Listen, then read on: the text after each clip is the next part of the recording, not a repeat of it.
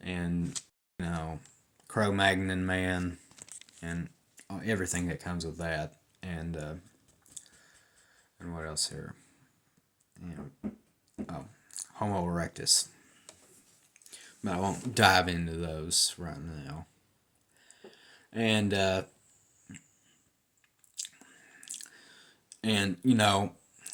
when I brought up the Ring of Fire, where it's a chain of underwater volcanoes. Now I'm going to say this again. Don't take my word for that because I'm more than likely wrong on that. But it's been a while since I stayed the Ring of Fire. But when we think of deep sea trenches, that's where the Earth's crust is recycled into the mantle, and you got new crusts being created. With the Ring of Fire, and it's thought that a lot of evidence for human civilization with the mammals living with them has been seducted into the mantle and lost forever. But there have been some people who think they may have found remains of underwater cities that could be pre-flood, and some people think that they have found pre-flood archaeological finds, but that's yeah, I'm kind of in torn between what to believe when it comes to have we found pre-flood people or have we not found pre-flood people, and are we ever going to find pre-flood people? And you know everyone's got their own ideas of that, and this leads me to the post-flood, like the Paleo-Neogene epoch, or not yeah, epoch. I almost said epoch, which some people mispronounce epoch for epic, spelled different from the EPIC epic that we're used to. And the flood actually lasted for about for 150 days, which is a little. I want to say that's a little over half of a year. Yeah, and I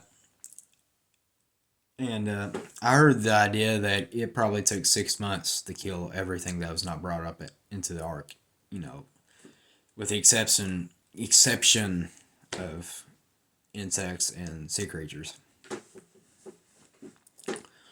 And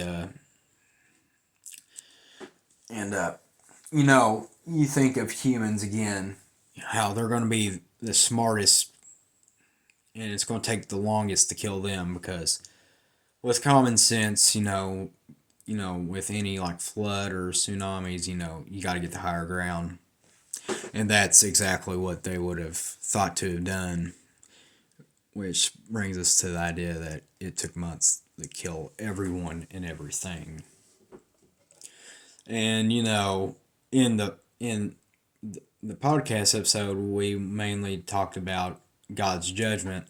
It wasn't just a judgment on the people; it was a judgment to all life. And not only did humans suffer, all life forms suffered along with them, with us. And and after all the damage that the flood would have caused, the Earth would have to will need to recover. And it's thought that the flood. This is timeline wise, and I will go ahead and say I am a young Earth creationist. I do not believe in the universe being trillions of years old, and that the Earth is 6.4 or 4.6 billion years old. I believe that the Earth is around 6,000. Well, no younger than 6,000, but no older than 10,000. and that the flood would have occurred somewhere in the like 30, like the 31 or like 3100 BC, somewhere around there. And it would have ended, like about a year after that. And then over a few centuries, now the Ice Age, the Ice Age that most of us think about, the movies were made off of, that would have happened right after the flood, but not right after. It would have been like a few. It would have been quite a while, but not very long after the flood happened that the Ice Age would have happened. And there is this simple explanation. Well, the simplest explanation that you can say, get an idea of how the flood would have caused the Ice Age. And it goes like warm, cool summers and warm waters. And that's not everything that would have caused an Ice Age. And with evolutionary paleontologists, there's all sorts of theories on how did the Ice Age happen. Because that's hard to believe through uniform processes. Again, you gotta to understand the past. You gotta look at the present, and we don't see Ice Ages happening. And so they're curious to know, well, how did that one happen? A lot of people like to argue, saying that there was 5 Ice Ages and many more, but there was only one true Ice Age. And more on that later. I'll go ahead and say that the other Ice Ages are based off of layers within ice that have faulty dating methods and end up with a lot of incorrect answers, along with carbon dating and radioisotope dating, which another topic for another time. And but a broader review of how the Ice Age would have happened is from the magma spewing out of the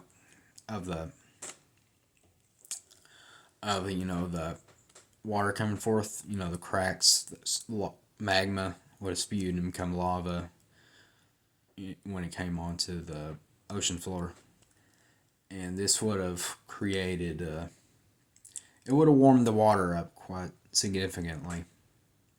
And, from all the debris that the volcanic ash, it would have created this like cloud that would have blocked the sun.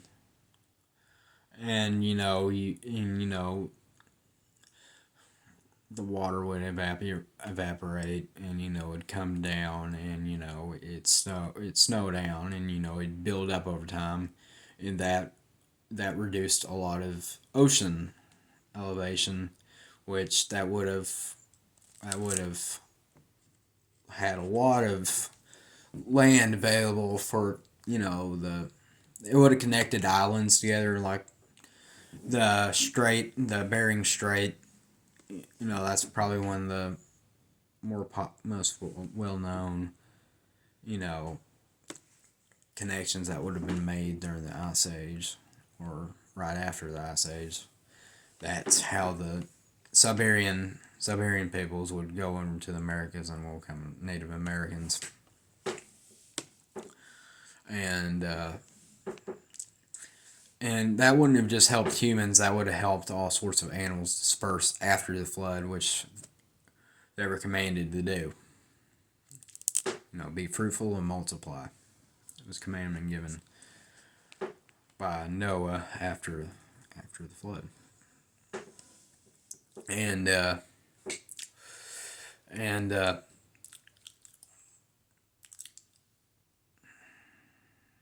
sorry, I'm lost my thought. And with the Ice Age, you'd get the woolly mammoths, Smilodon or saber-tooth tiger, and the ground sloths and the everything, woolly rhinos, and what you generally think of when you think of ice ages, when you think of the ice age. And now, Tower of Babel incident would have been a few hundred years after the flood, because people refused to disperse. They they clustered into the in Genesis it refers to the land of Shinar, which is Sumer that it's talking about. The first civilization ever recorded or thought to be. And after that, the Ice Age would have probably come up after. In the Book of Job, it does make mention to more ice and snow than any other book of the Bible, and if Job takes place in the Fertile Crescent, snow would be rare, especially now it would be, and would have been then. So, again, that's one possible reference to the Ice Age within the Bible. And, in Job, it also mentions cave people. When people think cave people, they think of, Neanderthals who, with slump shoulders, slump spine, and big chin, and, the classic, cave person who many people think is dumb and stupid. But, I can spend a whole video on Neanderthals and how they're everything counter to what you originally thought. And I'm gonna wrap it up here in a little bit. And due to the Ice Age would have created these barriers that would have isolated the humans in Europe, for example, that would have dispersed after the Babel incident. And, different people had grouped together based off of their language. And some groups of people did not have skills like others did. And some of us,